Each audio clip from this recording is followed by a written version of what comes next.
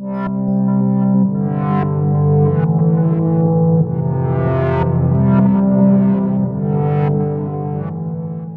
back, guys, to NunoSolutions.com. I'm Nuno, and in episode 3, we're going to show you how to create a record in a database table in SQL Server and make fields required. And the way you do that, you use a statement called not null when you're creating a table. So we already have this jobs table here, which we are going to drop from the last video. We're going to recreate it. As you can see right now, all of these are nullable, right? Let me refresh because I just deleted this table and that'll get rid of it. Now we dropped it. That means it was removed. And now I'm just going to pull the original create statement that we used to create the table originally. And in this table, the job ID, right? Because that's the unique record ID. Every row or every job should have a job ID. That way, if you want to pull the record from the database, you can use the ID value to pull that unique record. So we want to make sure this field is required. And to do that, all you have to do is when you define the data type, right after the data type, just type in not null.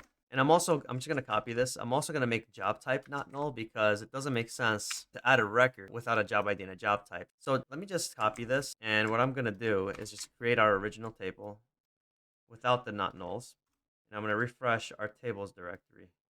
And I just want to kind of make a point here. If I right click the table and I edit the top 200, I could literally, add a date in here. 1/23/022.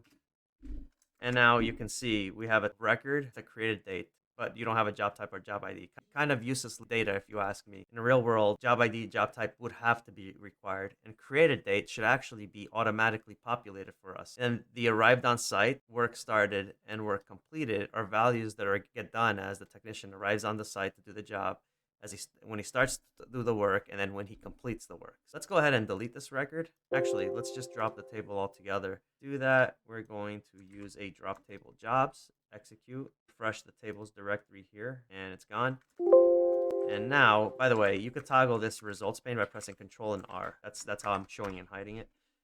And now we're going to recreate the table with the not null. And I'm going to show you the difference here. So now I'm going to refresh the tables directory here. And now we have our jobs table. If I right click on that and I click edit top 200, just going to expand these so you can see them a little bit. I'm going to add data, like a row into this table, just the way I did before by adding the date. And if I now try to click off the record, you see right now this is being edited. You see the little pencil icon. If I click on this bottom row, the edit will save. But you'll see if I do that, I get an error, and the error says cannot insert a value null into column job ID. Really, even if I enter a job ID in here right now and I click off of it, it still won't let me because cannot insert a value null into job type. So they're both required, so we have to populate both of these values.